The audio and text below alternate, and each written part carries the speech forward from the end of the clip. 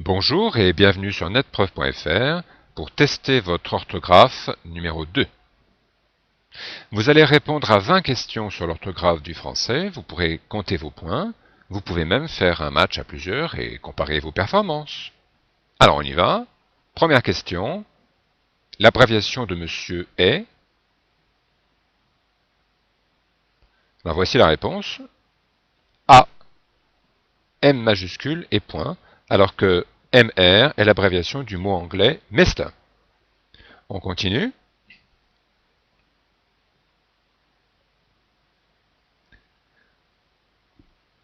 C'est la réponse A, alors que ME, la réponse B, est l'abréviation du mot maître, que l'on utilise par exemple pour s'adresser à un avocat.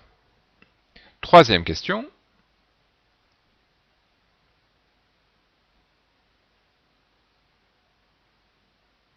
C'est la réponse B, amitié, comme les mots qui se terminent par TIE accent aigu ou TE accent aigu, même s'ils sont féminins, ne prennent pas de E, sauf quelques exceptions comme dicter justement, ou jeter, porter, assiéter.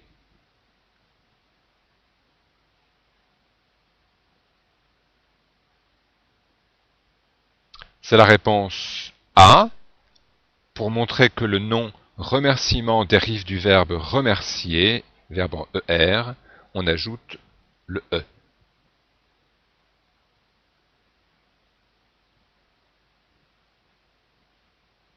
C'est la réponse B, avec l'accent circonflexe, pour faire la différence entre le participe passé du verbe devoir et l'expression de quantité du, par exemple, j'achète du pain.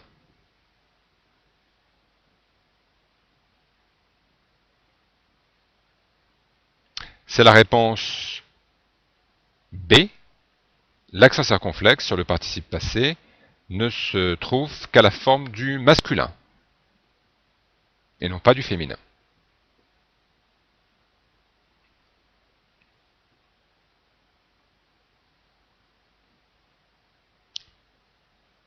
C'est la réponse B.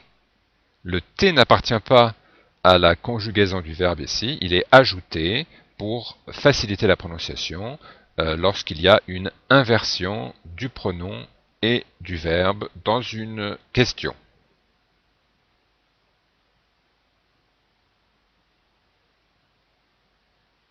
C'est la réponse A. Leur est ici un pronom complément qui remplace à quelqu'un, à une personne, pluriel, mais qui ne prend jamais de S. Contrairement au possessif, par exemple, les enfants prennent leurs affaires, on aurait bien un S là. Quelle phrase est au futur? C'est la phrase A. Donc la terminaison du futur à la première personne, c'est AI.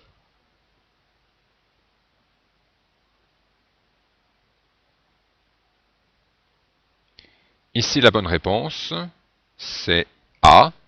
Le verbe est au conditionnel. Le verbe être est au conditionnel. Je serai AIS, donc c'est le S qui fait la différence entre le conditionnel et le futur, à la première personne.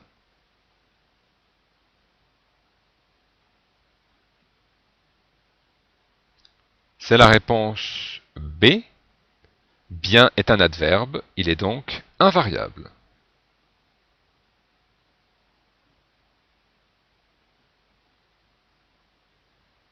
Réponse A.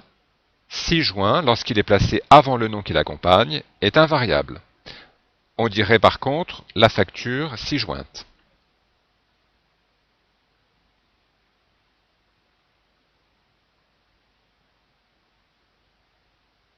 Réponse A. Le verbe jeter, comme la plupart des verbes en ETER, double le T, sauf avec nous et vous. Une exception notable, le verbe acheter, qui prend un accent grave, au lieu de doubler le T.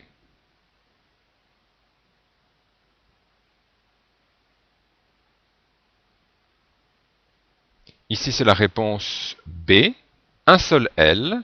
Donc les verbes en EL, ER double le L, sauf avec nous et vous. Une exception notable, le verbe geler qui prend un accent grave.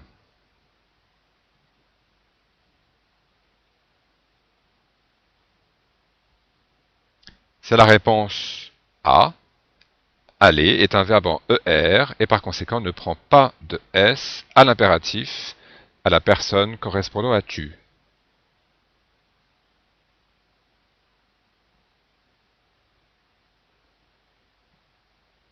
Prudemment avec un E, puisque l'adverbe dérive de l'adjectif prudent qui se termine par ENT. Pour avoir un adverbe en ament, il faut le dériver d'un adjectif qui se termine par ANT, comme par exemple courant, couramment.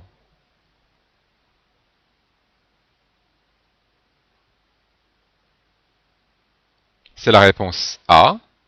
Il s'agit du verbe se souvenir, verbe réflexif, avec le pronom en, se souvenir de quelque chose.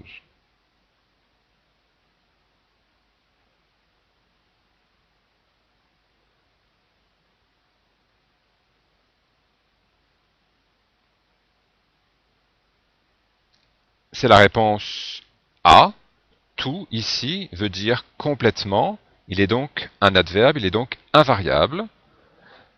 Par contre, on pourrait dire dans une autre phrase, ils sont tous devenus rouges, et tous serait un pronom qui remplacerait les gens, par exemple, et dans ce cas-là, on aurait effectivement un S.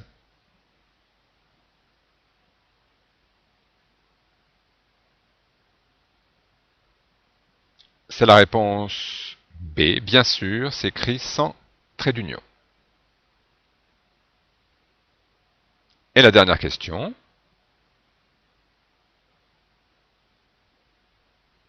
Accueil, c'est la réponse B. Si on écrivait, comme dans la phrase, la proposition A, la prononciation serait accueil, puisque CEU se prononce se. Et comme on prononce accueil, donc on a inversé le U et le E. Voilà, bien j'espère que vous avez un bon score. S'il n'est pas tout à fait à la hauteur de vos espérances, vous trouverez sur le site de nombreuses activités, des exercices, des dictées pour essayer de mieux comprendre l'orthographe française, qui, c'est vrai, n'est pas toujours très facile. Je vous dis au revoir et à très bientôt.